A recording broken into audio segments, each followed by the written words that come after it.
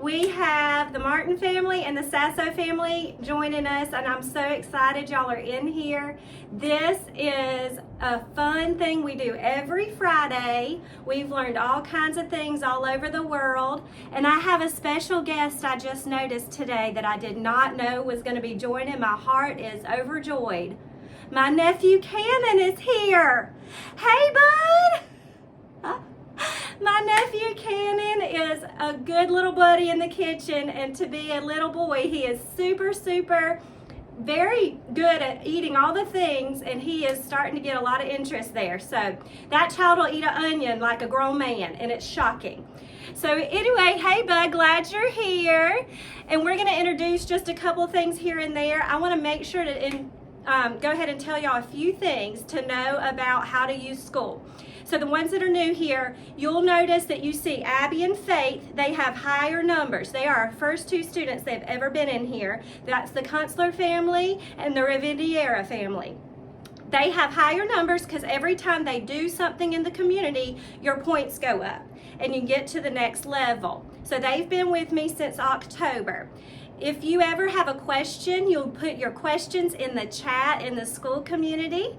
If ever there is a question that you want to have about a recipe we've made, all of our replays will be in the replay section of the classroom. So that's just a little housekeeping of how to use this live with Lauren and what you're going to be able to do with it.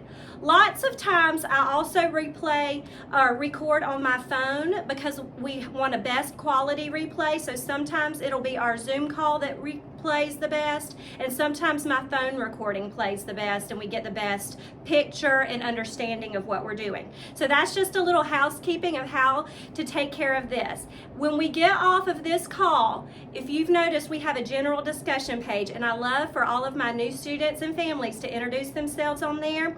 I would love for the Sassos and the Martins to head over there, and if you've been here a long time, show them some love, introduce yourself back. And I've got Grayson on here too, my other nephew. Lordy mercy, it's like a family reunion today. So we're gonna get started. We've got some yummy beef enchiladas to make and some cast iron corn dip. So let's get cooking. So first things first, I want to show you a few pieces of my setup that you may not have seen before in any of the things that I've done. I always have a garbage bowl near me. I don't take trips to the trash can during my cook time. My garbage bowl is my classroom, my kitchen. This is my garbage can while I'm doing anything from start to finish of this recipe.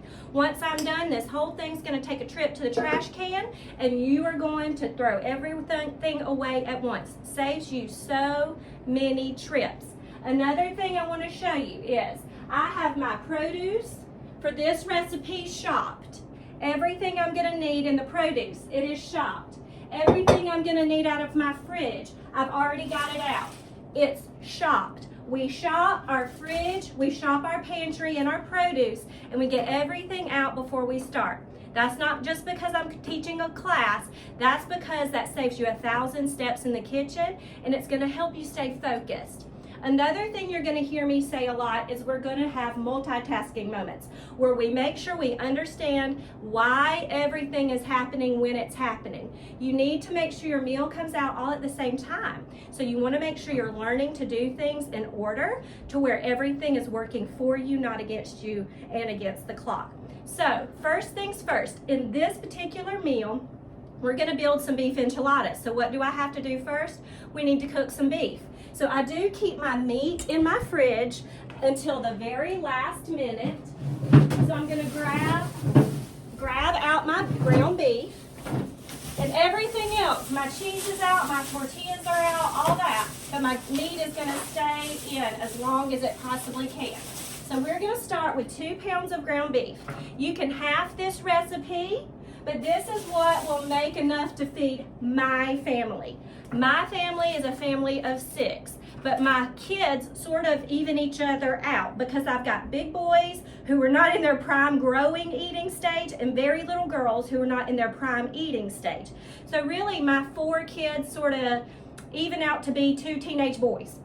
That's how we figure it in our house. So if I feed a family full out of 6, we always have leftovers, which is perfect for us because our boys were raised to be leftover eaters, and now that they have jobs, they take leftovers to work because they always have had leftovers for lunch being homeschool kids.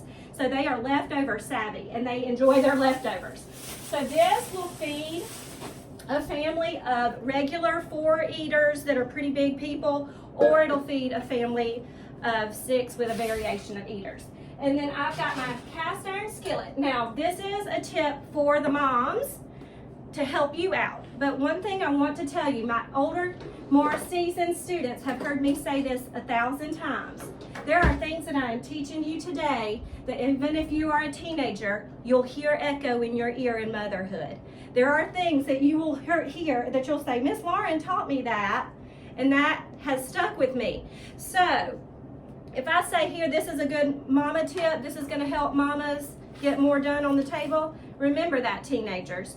Okay, so we're gonna use this same skillet for our beef and our hot corn dip. So our beef is gonna get cooked into this skillet. You don't have to do this if you're not gonna cook both of these recipes at the same time, but this is a dishes saving tip. If you know that one thing's gonna go and be done long before another thing needs to be prepped, use one pan, wipe out that one pan, and come back and use that one pan again. You don't have to do 1,000 different dishes so you can get one dinner on the table. Sometimes you do have to spread it out, but not in this case. So we're gonna go on medium-high heat. My beef is going to be incredibly full of flavor. We want to have a searing component at this point. We've said something in this classroom a lot that you need to write down and remember. Brown food tastes good. And when you get a good browning on the outside of your food, it's gonna have more flavor than if you moved it around and played with it the whole time it was in the pan. So once we get this in a hot pan, a preheated hot pan, we are going to leave this alone and let it work for a minute. So it really has time to get a caramelization on the bottom, and your seasonings are going to have time to wake up their flavor. We wake up our seasonings because they've been sitting in their pan. They've been sitting in their can or their jar forever, and they taste like a very vague resemblance of themselves. But the minute that you put them on some heat, friend, they're going to become their whole self again. You want them to get that heat early in the cook process, because the longer that they have in this dish, even though this is a fairly quick meal, the happier those seasonings are going to be. So now we've got our 2 pounds of grass-fed ground beef. You don't have to have that, but I'm more and more finding that's what makes my family's tummy the happiest and their bodies. But I've got 2 pounds of ground beef going. Into that 2 pounds of ground beef, we're going to put our go-to taco seasoning. Go-to taco seasoning we make in bulk, and this is what it is. 2 tablespoons of chili powder, 2 tablespoons of cumin, 2 tablespoons of garlic powder, 2 tablespoons of salt, tablespoon of pepper, 2 tablespoons of onion powder. Easy, easy. Make it in a lot at one time, and you can use it again and again. So as soon as my beef gets happy and browned, that's what we're seasoning our meat with. It's going to start to sizzle, and I'm going to break it up just a tad in the pan, and then we're going to move on to the next step. Now, the next step for my enchiladas, I know for a fact I'm about to need a mountain of cheese and some chopped vegetables. So that's the next part of this dance in the kitchen, doing the multitasking dance. You have to keep focused on the routine. So this is browning. Now it's time to do some prep work. Chopping is something that you can do a week in a weekend to kind of have some stuff done ahead of you. If you want to prep chop some stuff, I would prep chop some onions. I would prep chop some peppers. I would even do some things like pre-prep some broccoli florets and things like that. But you can have your veggies for this pre-chopped, and already done for you if you wanted to. But in this particular rhythm, we're going to start our beef, and then we're going to start our chopping. And as you'll see, the steps kind of just fall into place once you have your rhythm. And you'll start to learn by looking at a recipe. Once you're comfortable and confident in the kitchen, you'll start to learn that we definitely are more comfortable once we can feel the steps of a recipe. Can y'all see me really good on my big screen where y'all are? Okay, just making sure y'all can see everything I'm doing. Good stuff. Okay, so I'm just gonna peel this onion. And I've cut my onion in half, and I'm taking off the first papery layer and then the other layer that looks less than whole and happy. This layer is a little bit less crispy, and it still has some brown spots. So we get rid of both of those layers, and then this is the method that you use to chop traditionally. We are going to go through the onion half this way, horizontally, and then I'm going to go through, and it will look as if I'm going vertically through. So let's just watch. Fingers curled under for the first one, and that's the way you're going to protect yourself after that. So first we're going to cut through once, and then you're going to hold here. Do you see how I'm doing that? Then you're going to cut, cut, cut. And as this is supported, you're going to turn it, line it up, and with fingers curled under, you're going to go through this way. I want to point out, this way, once you get halfway, you can rock it forward and give yourself another more supportive edge. The whole thing goes forward. Come on, friend, line up. And then you go through again. A sharp knife is the quickest way for you to be sure that you're not going to have as many tears, because the less that you break up your onion, the less you're going to cry about it. So now I'm going to go through again. We're going to curl our fingers under. And just like that, you got a diced onion a lot faster than you ever expected. Make sure when you're holding your knife that you hold your blade like this. We don't want our finger out, because believe it or not, that does not give you more stability. We want our finger under, just like this. See this? Okay. Now I smell my meat. We're at a good place with my onions. I'm going to put them in a little bowl to the side. And then I'm going to put a little bit of time into stirring my meat and moving it around in the pan. At this point, the meat's been in for a few minutes, and it's had some time to do some browning. This is when you really want to get it in its really broken down state. The way I like to do that is I use a wooden spoon, and it's a twist motion. I press and twist, press and twist. Okay, so my onions are prepped. They're going to the side. I'm going to turn you just a tad so you can see what I'm doing at the stove. There you go. Okay, and so I'm just going to get my spoon that I've already been using, wooden spoon. This is a cast iron skillet, so I always use a pot holder for the handle. And I'm just going to break out my meat a little bit.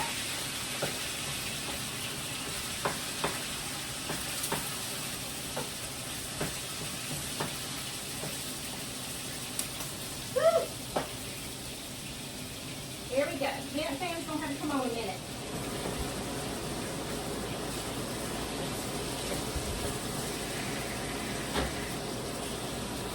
Okay, so now that's done its thing. I've got a whole onion here that I've chopped.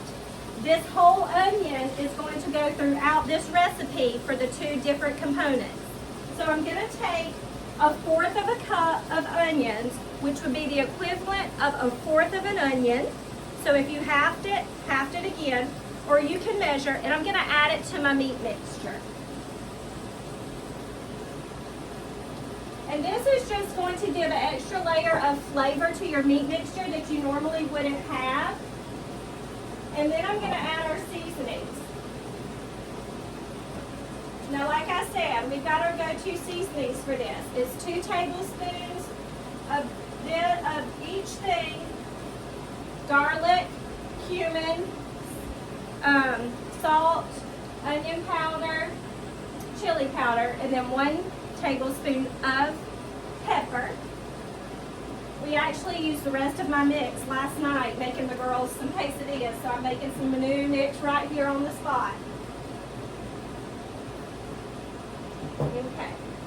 And I want to show you, people that are really new to here, a little trick that I do when I do have to measure. This is how I measure without measuring spoons. Write this down if you think you can't remember the visual, but this is very important because this is a big piece of how I teach things. Hold your hand out. Everybody see our hands? Okay, so I'm going to cut my hand like this. If you look, there is a space in the center of your hand that is very similar to the shape of a quarter. That, if you fill that up level, that's a tablespoon, friends. You don't have to get out a measuring spoon. Right there, where you fill that little hole, quarter size, that is a tablespoon. So that way I know I can measure things. I know what a half a tablespoon looks like in my hand at this point. That's an easy way to not have to get out measuring spoons. If you're like me and you want to loosen that cupping a little bit on your hand, guys, y'all might have a little bigger hand than I do. But in mine, if I loosen that little space here, that's 1/4 of a cup. Okay, so loosened cupping of your hand, 1/4 of a cup. Little tighter, that's a tablespoon. Next month, we're gonna do burgers and barbecue. I'll teach you a grilling hack that we'll do with that hand as well, but it's a little different. It'll check your doneness that way. But we always wanna use any kind of trick that we can to lessen dishes and shorten our time. So there we go. All right, everybody's in. And I'm gonna freshly crack my black pepper. About 20 turns is the equivalent of a good little tablespoon of black pepper. If you're sensitive to heat, you can back it up to a teaspoon, but whatever y'all like to do. Black pepper is just such a great background flavor. Okay, so meat mixture is going.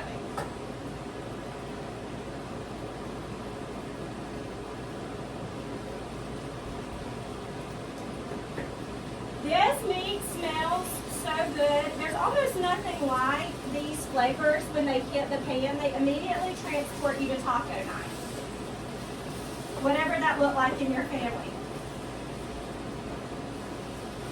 Okay, so my meat's going and it's almost done, so it's time to grate some cheese. So in this recipe, we're gonna need 2 kinds of cheese. We're gonna go sharp cheddar, and then we also have some Monterey Jack. Now, Monterey Jack is the most common cheese that is used in American Mexican restaurants.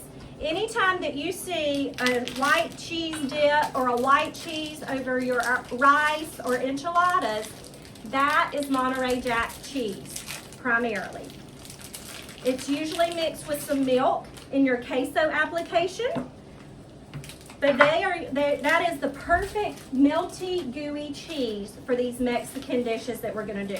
So our enchiladas are gonna get all Monterey Jack, and then our corn dip is gonna get sharp cheddar and cream cheese. You're welcome. We're putting a little bit of America in our Mexican dishes. And that's what you get when you have a Southern mama trying to teach you how to do Mexican easy at home. She tells you the truth of how to get there, and how to get there sometimes is adding a block of cream cheese to it. And there's going to be days where I tell you how to get there is adding a stick of butter. You just need to trust me. So what I'm grading right here is I'm doing enough Monterey Jack for both recipes. I'm doing an entire good 2 cups of cheese. So what that is I had a block that was a 16-ounce block. So I'm grading 8 ounces of that, which is half of that block. Oh, I thought I was done. I got a little closer. It's full to the top, and I kept talking. My muscle workout for today, at least on this one arm, is completed. I'm going to have a mountain of cheese here when we're done, and some happy children. All right, the Monterey Jack is finished. We're going to go with our sharp cheddar, and for this, we need about 4 ounces of sharp cheddar, because this one's only going to go in our corn dip recipe. And really, this is just a highlighting flavor. Our cream cheese is going to give the consistency we want to our corn dip, but your sharp cheddar is going to give a highlighting flavor of cheesiness to your dip. Okay, almost there. Here we go. Last stretch. This is all I have. My arms are burning. Somebody give me a pep talk. Okay, here we go. I'm there. Okay, so cheese is done. I'm going to move all of my cheese away for in just a second, but first I need to stir my meat one more time. This will probably be the final stir before we transfer him into our prep station line. Whenever we do something like an assembly situation, like an enchilada or burritos or anything like that, the most helpful thing to do is to have like an assembly line. It also works that way whenever you're doing something like frying, where you have a breading station, where you're doing a wet dredge into a flour dredge, back into a wet or a breadcrumb, something like that. You just go ahead and set up all your stuff like a station. So for this, I'm going to dump my beef. And normally I would say leave this in the pan, but your beef needs to cool slightly for your enchiladas to hold together. So this is not an optional step. We have got to cool down this beef before you try to fill up these enchiladas. So with our beef, I'm going to just dump it into this pan. I'm going to move this cheese out of the way for just a second so you can see exactly what I'm doing. Turn my heat off for a minute so we don't get this up on fire. Okay, and then I'm just going to put all of my beef into my pan. This beef is 85/15, so I did not remove any of the fat. Because in some of these applications, anytime they're too lean, you're going to remove too much flavor from them. But if you wanted to, I would recommend removing some fat before you add your seasonings.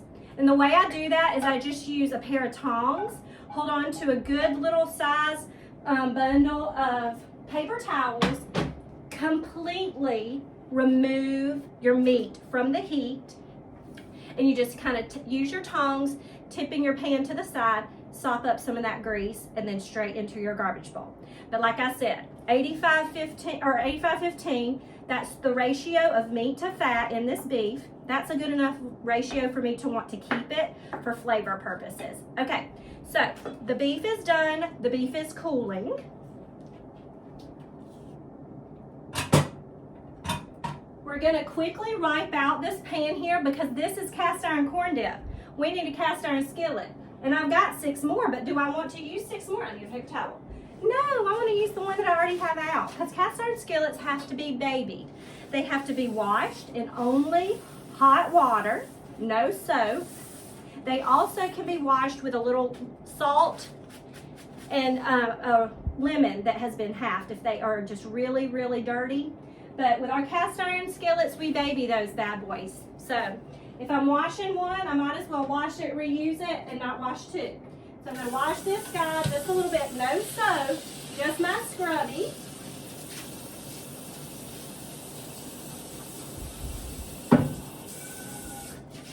And let me tell y'all, I'm going to add a little tip right here. Anytime you have a little bit of beefy bits left on the bottom, that's not going to hurt any kind of flavor.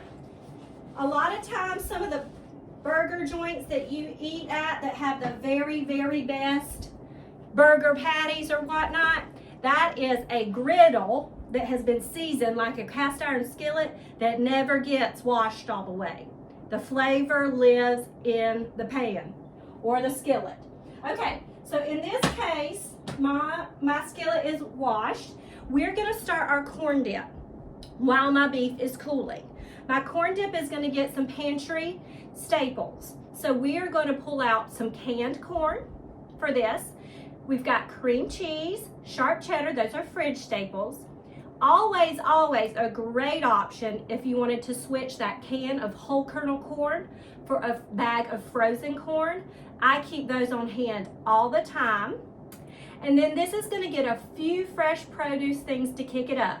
We're going to get some cilantro, some Fresno chili, and some lime juice. And then that's really going to wake up this whole dish and make it pop. So, for my corn dip, in my pan, I'm going to start it on some pretty high, medium-high heat. Move my pan for my enchiladas back here for a second.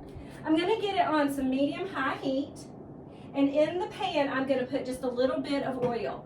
I'm only going to use about a tablespoon of oil here, just enough to get my corn and my onions happy and moving around in here. So my onion that I chopped, I'm going to use a cup of my onion. And then in this, I'm going to put a whole can of drained whole kernel corn. In the case of frozen corn, you could go straight into the pan with your frozen corn. It'll just take a few more minutes to come up to temperature, but that doesn't hurt anything. What you want to do before you add any other ingredients to your pan with your corn and your onions, this is your opportunity for that brown food tastes good experience. You want your food to get a little bit of browning on the outside here. So we want to wait till we hear a good sizzle on our onion. When I hear that onion sizzle, this can of corn is going to go in. And probably after about 1.5 to 2 minutes, I'll see a little color, and then we can add in our next ingredients. While that is happening, I'm going to go ahead and turn my oven on, because this does finish in the oven. I'm going to turn my oven on to 425 degrees. And I'm going to preheat it. And what that's going to do is this is going to be already warm and bubbly on the inside of it. It's just going to help it come to temperature and get really, really nice and crusty and bubbly on the top when we put it into the oven. Our enchiladas are also going to go into the oven as well. So we're really just multitasking and doing everybody in the oven. And so we're using one tip that works for everything. Now, oftentimes I get people that ask me, what is the method that you use to choose the temperature? And honestly, with baking, it matters. It matters from an aspect of the internal portion of whatever you're cooking to rise, to activate, to cook thoroughly. But in this case, when you're cooking and everything in the pan is already cooked, you can do whatever you need to finish it out and get the top nice on some fairly high heat to where you get that result a little bit faster. You don't have to cook on 350 when you're just browning the top, because you're already there in the cooked portion. You're just really getting a crust. Okay, so my onions, they're making a good sizzle. Woo! He jumped right out of the pan. And there's something about the smell of onions. You know when they're doing their thing and they're in the right spot and they're getting happy. They smell right. There's not an abrasive smell to them anymore. There's like a sweetness to them, and that's really what counts. Hey, Dad! My dad's on here now, too. Okay, so my corn, I want to tell y'all one tip that I try to make sure all of my students know. One of the most dangerous things for you in this kitchen is this can top right here. Please be careful. If you don't feel like you can grab it securely, use a utensil to lift it up. I've had some of my worst kitchen cuts and injuries on a can lid, not on a giant knife. Just so you know, that's one place to be extra careful. Okay, so my corn's going to go in. We're going to let 1.5 minutes or so pass. And while that's happening, we're going to go ahead and I'm going to get some yummy, yummy accompaniments to this. We've got some rotel going in, and rotel comes in different styles. This is the original. I want you to notice that you can also find on the label over here, there's a version that is mild. You can also get a version that has extra lime juice and extra green chilies. So just know that you're getting what you want to be getting, and there are different options in the store. If heat is an issue for you, mild rotel is out there, and honey, it's your friend. I typically buy a mild and a regular rotel, and it depends who I'm making this particular dish for, which actually makes it to the finish line of making it to dinner. In this particular case, no other really case I can think of in any other time that I use rotel, but in this particular case, I do drain the liquid off. That liquid has great flavor. If you want to drain it right into a pot of salsa, do it.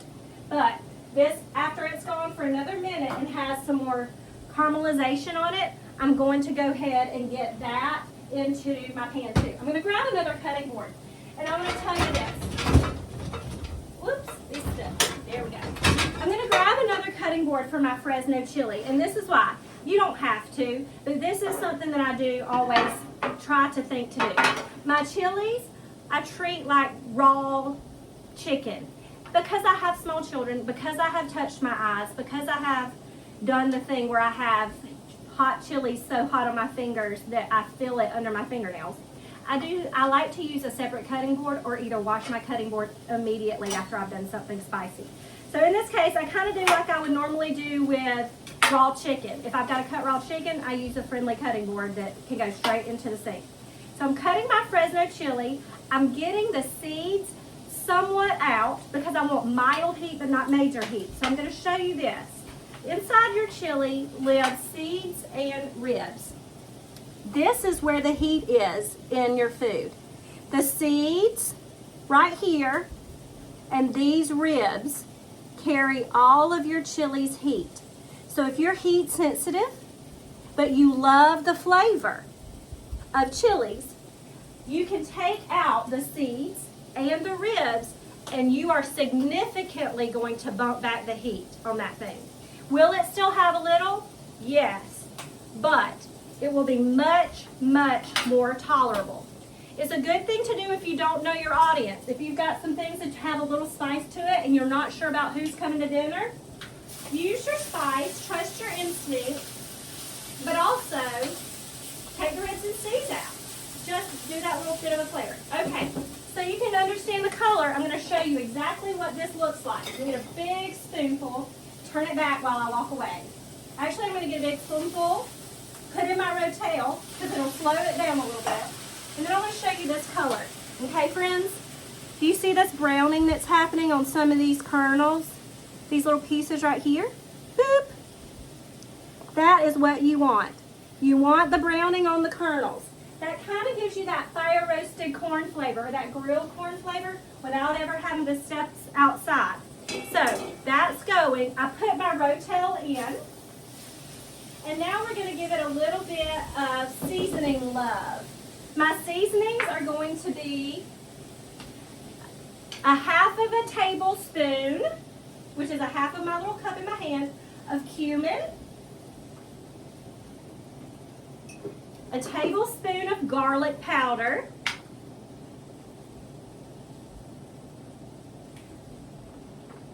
and I say a generous pinch, but my generous pinch ends up being 2 teaspoons most of the time. 2 teaspoons to 1 tablespoon. To taste of salt. And this is going to be the ingredient that makes you go, huh? But we're going to do a half a teaspoon of oregano. And here is why. Oregano is not an uncommon ingredient in Mexican food. Mexican oregano is actually a specific herb, but it is not far from basic regular oregano. And it gives an earthy background flavor to this that sort of adds to the smokiness aspect that we're trying to achieve with that browning on the outside of our corn. So what I'm going to do is I'm going to take this little bit of oregano. It's not a ton, and you won't be like, oh, I'm eating Italian food. But you will have a background sort of earthy flavor that you wouldn't have had otherwise. So we're going to take it, and the amount I'm going to use, I'm just going to rub it between my fingers to wake it up a little bit and make sure it doesn't taste like it's been in its jar for a century. So I'm going to move those things around, doing good things. Turn my heat back up a little bit now that I'm over here. And now I'm going to make a well in the middle of my corn and tomatoes. And I'm going to show you exactly what it looks like once I get it fixed. And in the middle of my well, I'm going to add my cream cheese. Now my cream cheese is softened. It's been out of the fridge for about 30 to 45 minutes. The longer the better, because at least up to 2 hours, because the less time that it has to take to get warmed up, the less time it's going to take to get melted. So we're going to go right into the center of this pan with our block of cream cheese, and it's going to start to melt almost instantly.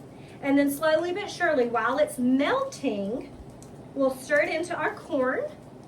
Then we'll top it with our cheddar and our cilantro, and it is going to be delicious. Now our Fresnos, this is the Fresno report. It's kind of like know your audience. In this particular application, if you have a spicy audience, put your Fresnos in at this point.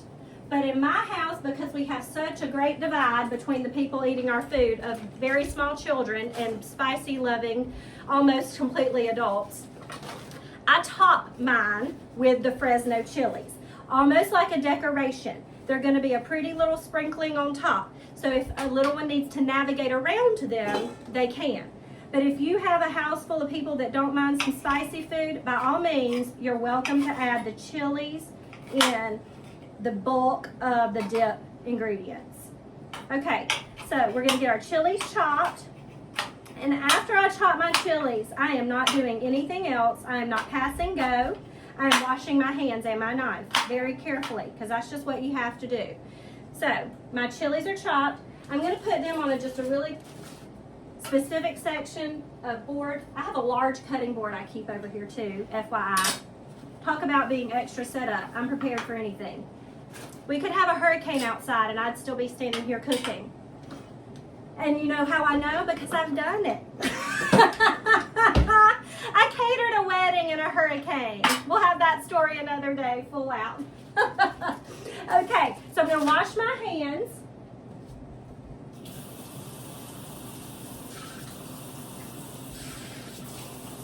It wasn't a full catering. I only had to do the fact that they wanted low country boil for their wedding reception outside in a dress and rain boots. But I did it, and it's a great story now. Okay, I'm going to rinse this off.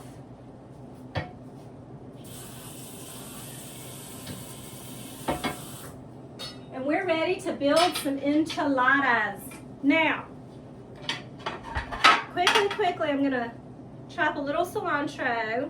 My cilantro in my life and my feelings on Mexican food is very closely related to my use of lettuce for things. I love cilantro so much that it's just like, I could take or leave the lettuce on my taco, but give me cilantro every single time.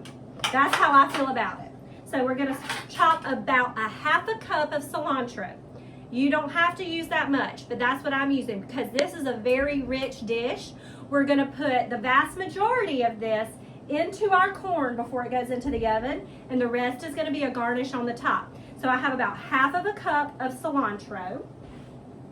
And if you don't love cilantro, because about 50% of the population has an adverse reaction with their taste buds and cilantro where it tastes like soap in your mouth. You're not weird. That is a real thing. All you have to do is replace that with scallions. Wonderful flavor. Scallions are green onions, same amount, same application, never miss a beat. So there is my cilantro. I'm going to put it over here with my Fresno chilies. And then we are going to get started on our enchilada assembly. So anytime you are doing an assembly, you want to make sure you have every single piece of the puzzle together right in front of you before you ever start. So I know for a fact that everything I have is going to land on this sheet tray. I'm going to need tortillas, I'm going to need meat, and I'm going to need cheese. And there's my oven singing. My oven sings to me when it's preheated. It's like it was just made for me in a factory. The Lord knew what I needed in my life, a singing oven. Before this, my husband bought me a singing wash machine, and it was wonderful. But so my oven sings, my wash machine sings, and now I think my microwave kind of does a sing-song thing if you don't get the stuff out quick enough. Everything's singing to me. So we're going to build. We're going to go tortilla, meat and onions, cheese. We are going to place seam side down on this, and then we're going to talk sauce. Okay? That's where we're headed. But before we get there, it's corn dip check time. I want y'all to notice how often I return back to something before I start something else. Before you start a next major step, you always need to check the other steps that are going on to make sure everything is happening as it was planned. And indeed, in this case, it is. Praise the Lord. It always goes good when a plan comes together. So my cream cheese is getting melty and happy.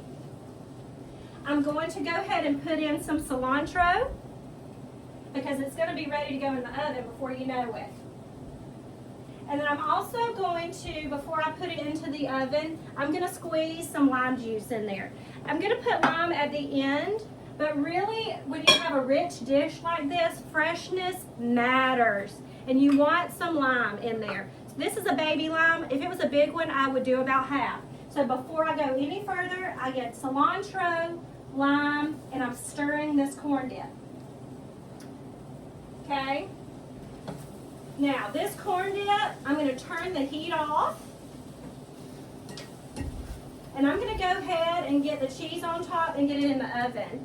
So I can show you what that looks like, we're going to do it right here. Just right here before we get started on enchiladas.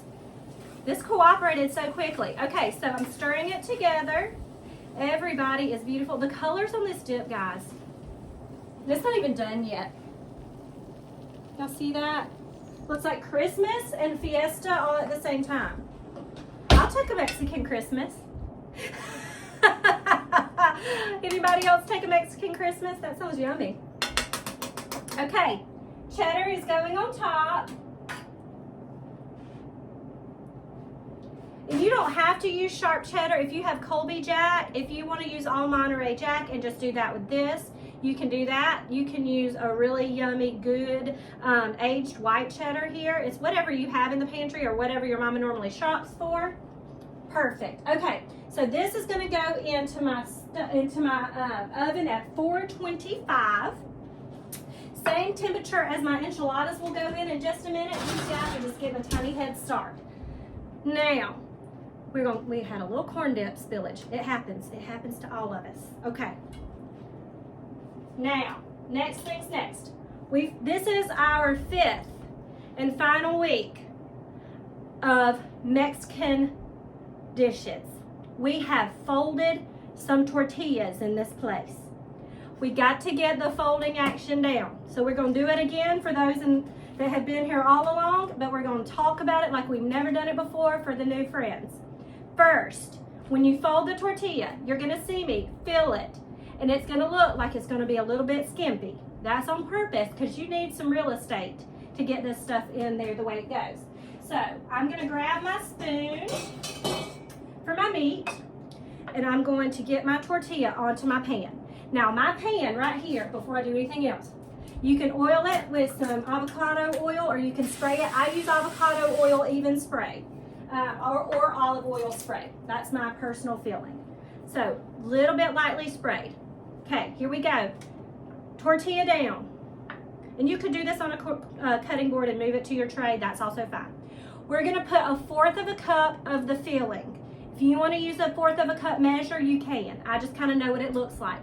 This particular size is the basic medium tortilla. It can sometimes say fajita size tortilla. That's the size we're using for this.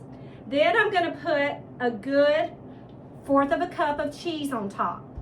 Now that looks like we've got some good real estate for folding, and indeed we do. So I'm going to take both of my ends in, about 1.5 inches of ends. We're folding them into each other. Then I'm going to go over and tuck this back and then put it onto itself. And that's what it looks like. You always put it on your pan, seam side down, just like that. Your ends will look like that once they're tucked in, and that's how it holds on to all your filling. So we're going to do it again until our meat mixture runs out. So here we go. 1/4 of a cup, 1/4 of a cup, 2 sides, in, over, done. Whoop.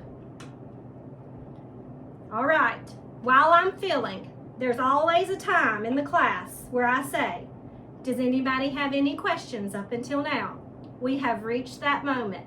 Does anybody have any questions up until now? Nothing? Cannon? No? Anybody? Don't be shy, new friends. We're so thankful you're here.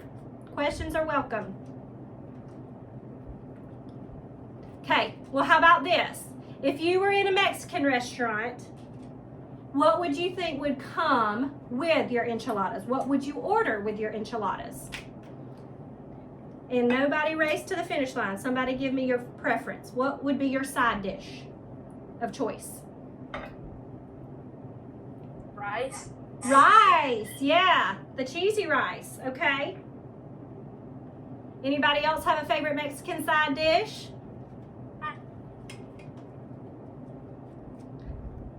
What do you say?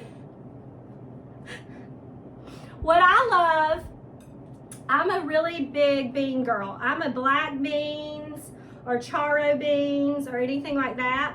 I also love a good guacamole on the side. If I find a menu item that has guacamole that comes with it, guess what I'm ordering? The menu item that comes with guacamole. Okay, so in the sides. All right, over. And y'all, I'm gonna tell you, you're gonna realize that you're gonna get so much food out of just a couple of pounds of ground beef. When we go to the grocery store, one thing that I always try to do is I check to see what's on sale, and I make our dinner plans around what is on sale that week at my go-to grocery stores. So for us, that's Piggly Wiggly, Publix, and Aldi. And I fill in the gaps with Walmart as needed. But if you have a week where you see that ground beef is going to be on sale, buy one, get one free, or whatever, a great deal, and you know ground beef is something that you're going to use a lot, go ahead, buy it, plan your meals for the week around what has been on sale, and then put your extra BOGO item in the freezer. So if you buy one, get one free, and you get ground beef, you cook an enchilada recipe for one meal, and then you've got a couple of pounds of ground beef in the freezer for next time you want to make enchiladas. Or if you decide, you know, one night we wanted to have chili and I didn't have time to get to the grocery store, guess what I've got in the freezer? A couple of pounds of ground beef that I got on sale when it was already on sale. With chicken, it's kind of harder to spot sales on some things that get measured by the pound. But if you learn to look at what your go-to places normal price for your meat is, you'll know what a sale price is. And it won't take you long to realize what is a good sale and what's not. So sometimes you'll see a special sign and it'll say, chicken, $2.79 a pound. And it acts like it's a really big sale. But you know what? Chicken's normal price could be only $2.89, and that's only 10 cents off a pound. But if you know that your regular chicken price is $2.89, and they come along one day and they say, chicken, $1.99 a pound, you're gonna know that that's a great price and that's a good choice in the grocery store that week.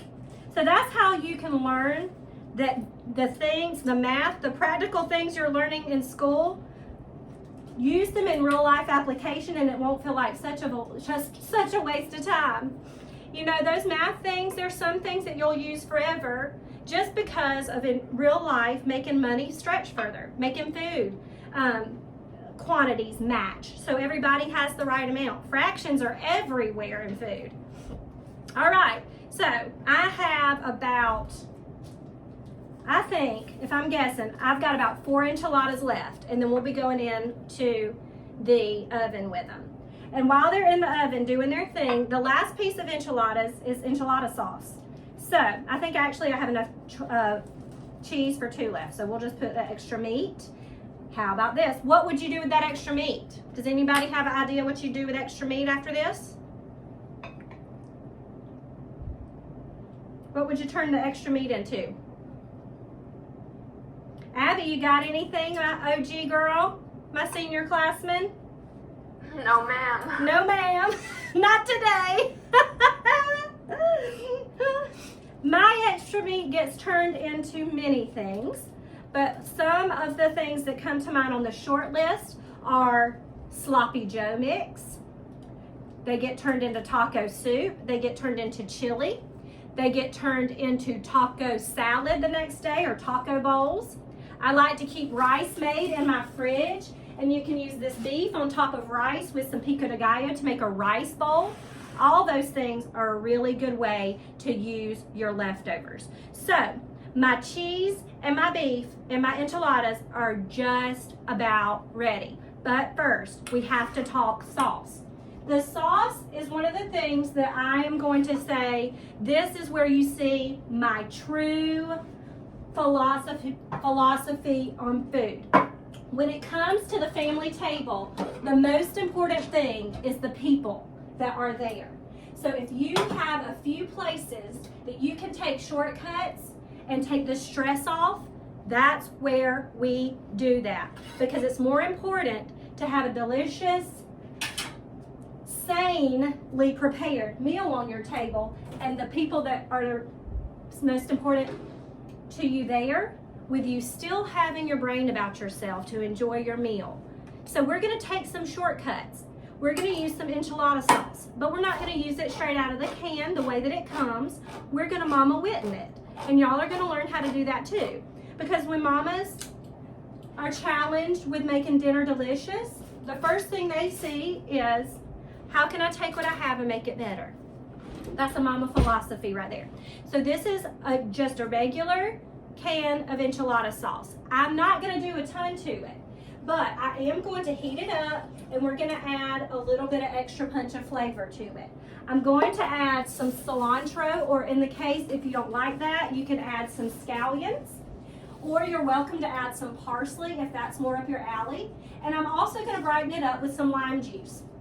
So I'm gonna put into my mix, I'm gonna put in about 1/4 of a cup of cilantro, or about 3 tablespoons. And then I'm gonna do the juice of one of these baby little limes. And we're also going, I've got my garbage bowl all the way over there. Goodness. Okay. I'm also going to push this lime down a really good hard time and make sure everybody gets really, really broken down to where it gives me the most lime juice out of my little baby lime. If you feel like your lime is not going to give you as much juice as possible before you even cut into it, put it in the microwave for 15 to 20 seconds, and it will make that juice heat up and get a lot more easy to squeeze.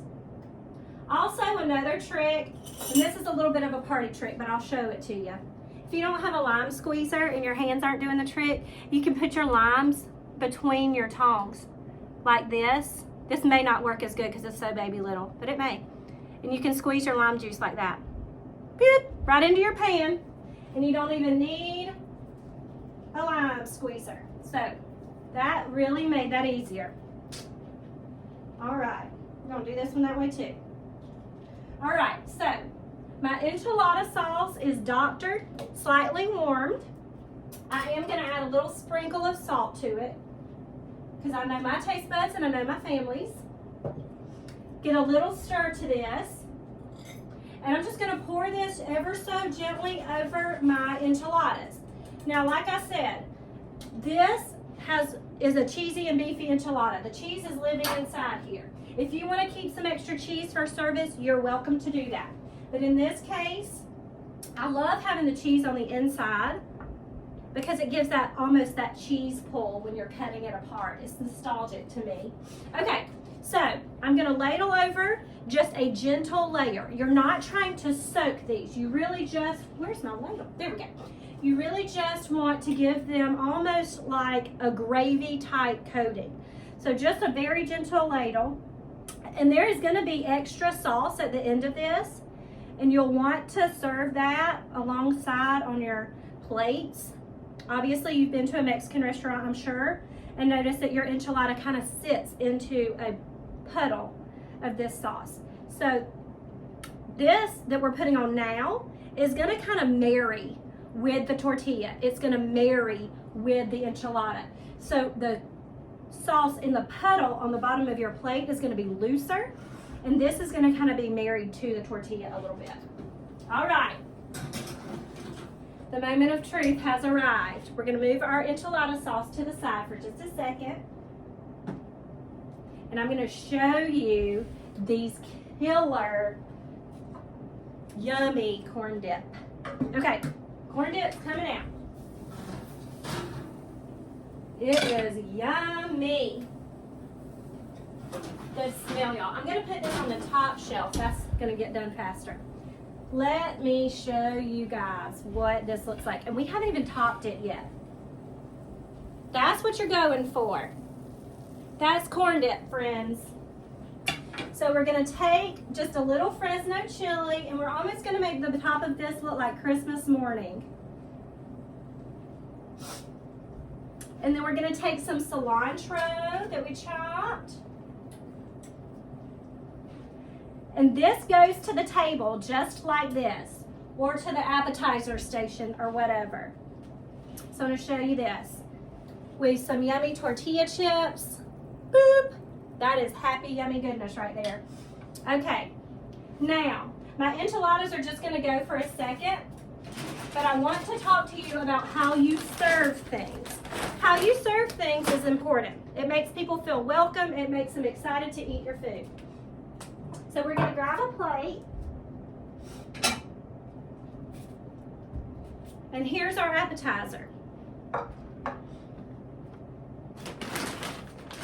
going to put some chips out. Now for this particular thing, you can use scoops, you can use blue corn, whatever you want to. But I always encourage people to make sure you get a good sturdy chip when you have this kind of dip. If you've got a really thin cantina style chip, you're going to have a little harder time with such a hearty dip. But in this case, these are some thick yellow corn tortilla chips. They'll do really good. All right. I'm going to rinse my hand off a little bit. Okay. Let's serve this up. And in a second, hopefully it won't be so hard to taste. I'm going to take just a big scoop and I'm going to put it in the middle of this dish so you can see what this looks like.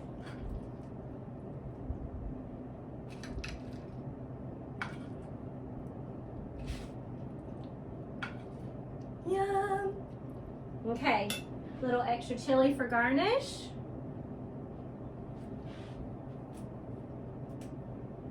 And because we're always thinking some cilantro, and I'm going to go with a wedge of lime here. Go ahead and get my lime. Because anytime, like I said, anytime you have something that's super rich, brightness is the key to bringing it up a notch. So get some lime on there. And this is how I would present this particular appetizer table side. Boop. See that? Kind of just make a nest with your chips. Garnish that additional in the middle. Like I said, you could also just serve this with a big bowl of chips in this cast iron, or you could do several served like this in different stations on your table. Okay, so my enchilada sauce has had a minute to warm up and meld with my tortillas. So I'm going to show you how to plate that up. Get another plate here. Actually, I'm going to go. I shared with Abby last week about my plates. My plates are very significant. They came from my husband's grandmother's house down here in this kitchen. So anytime I can bring something out that reminds me of her, it's super exciting. All right, so the enchiladas are out. They look delicious. I'm going to put a puddle of sauce onto my plate. And then I'm going to serve 2 enchiladas on my plate just alongside of my sauce. So I'm going to grab my spatula. Get these 2 guys that just look like they're begging to be picked up. And I'm going to nest them right there in the center of my sauce. And again, because we are thinking about all things beautiful, we're going to put a few little cilantro leaves over the top. And that is restaurant made easy at home. Friends, can y'all see that? Look at this. I'll even move you since it's the end of the lesson. Boop. Got it? Okay, now, does anybody have full recipe questions? Start to finish, anything that we did. Anything you need to know how to do in the community. Questions? Anybody?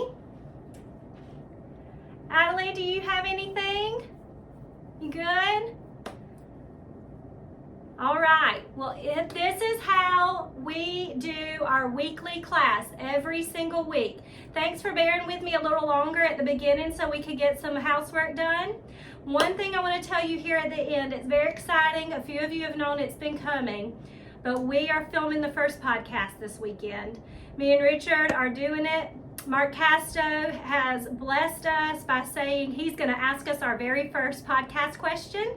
So that will make for a fun adventure. We have 10 episodes laid out, but this first podcast question is going to be a total surprise, totally from Mark to us, and we're going to film the first episode with it. So that's coming this weekend. Y'all will always get updates first because you are in the kitchen with me every single week. If you have questions about your recipes all week long, you are welcome to message me in the school chat. It looks like a little idea bubble inside our school community. You just type a question to me. It dings my phone just like a text message. It has a special noise that I know it's a student. So you let me know anytime you have any kind of questions, just send it to me in the chat, okay? Thumbs up, everybody across the board. I've loved having y'all in the kitchen today. Next month is burgers and barbecue, so get ready. It's going to be delicious, and I cannot wait to have y'all all here with me. It's going to be great.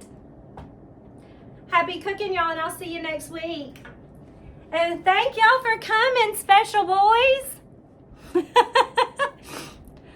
See y'all next time. Oh, my brother's there too. Hi, everybody.